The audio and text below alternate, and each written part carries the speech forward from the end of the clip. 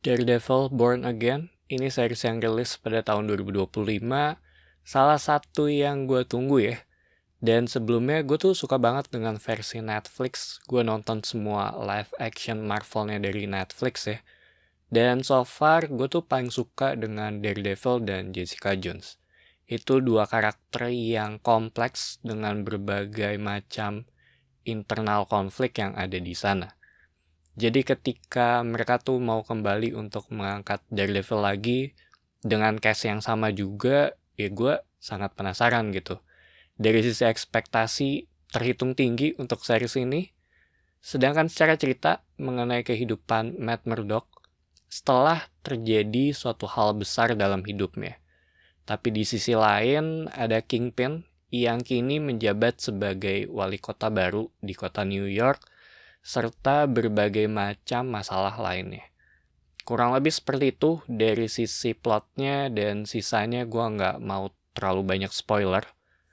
Dan ini tuh series yang dibuka dengan suatu kejadian yang akhirnya memberikan dampak besar ke dalam sisinya si Matt Murdock. Sehingga dia tuh membuat dirinya jadi berhenti untuk menjadi Daredevil, tapi karena suatu keadaan dia harus terpaksa untuk kembali melakukannya. Ya terhitung tipikal karakter yang nggak bisa kabur ya dari masa lalunya. Dan secara perlahan kita juga mulai melihat berbagai karakter dengan progresnya masing-masing. Terutama dari Kingpin yang sekarang tuh menjadi wali kota ya. Ada beberapa karakter baru juga di sini dan menurut gue masing-masing yang ada di sini tuh terbagi dalam porsi yang buat gue sendiri sih pas ya selama gue nonton. Matt Murdock juga mendapat bagiannya sebagai lawyer. Ada beberapa kasus yang dia tangani di sini, struggling juga dengan firmnya yang menurut gue ada sedikit berhubungan dengan salah satu karakter di MCU gitu, serta kisah percintaannya dia ya, yang menurut gue ini semua tuh dibungkus dengan sisi yang lebih manusiawi. Dan satu hal yang gue suka ya, atau satu dialog yang gue ingat itu ada pas trial mengenai benar dan salah, itu menurut gue sangat menarik. Terus ada Kingpin dengan sisi politik yang baru, dan setelah gue pikir-pikir ya, tema yang dibawa di sini tuh tentang bagaimana kita tuh nggak bisa kabur ya dari diri kita sendiri.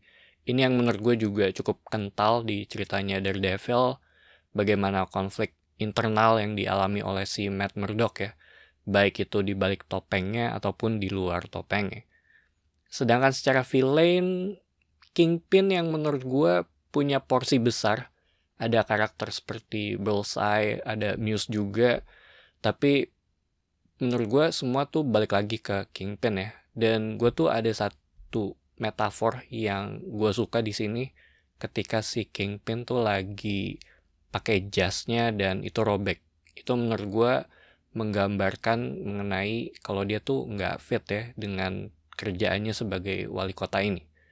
Tapi secara cerita di sini menurut gue ini tuh dibawain dengan pendekatan yang bisa dibilang mirip ya dengan Netflix.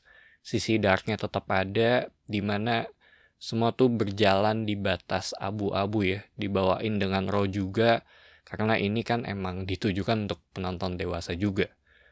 Dan karena budgetnya lebih banyak, efeknya terhitung lebih banyak juga di sini, terutama ketika si Daredevil lagi lompat ya di atas bangunan. Dan action sequence-nya juga terkena dampaknya dari sini lebih banyak dan lebih, menurut gue lebih, ya bisa dibilang lebih proper ya. Tapi ini jadi kayak semacam plus minus karena versi Netflix tuh jatuhnya jadi kelihatan lebih realistis banget aja gitu dengan efek yang minim. Jatuhnya tuh kayak lebih grounded. Sedangkan di sini menurut gue terlihat lebih superhero ya jatuhnya. So, Daredevil Born Again ini salah satu series yang gue suka di tahun ini, wajib ditonton. Salah satu karakter yang menarik juga dari Marvel dan semua tuh dibawain dengan porsi yang pas. Jadi itu aja opini gue. Thank you for watching. It's me Patrick signing off.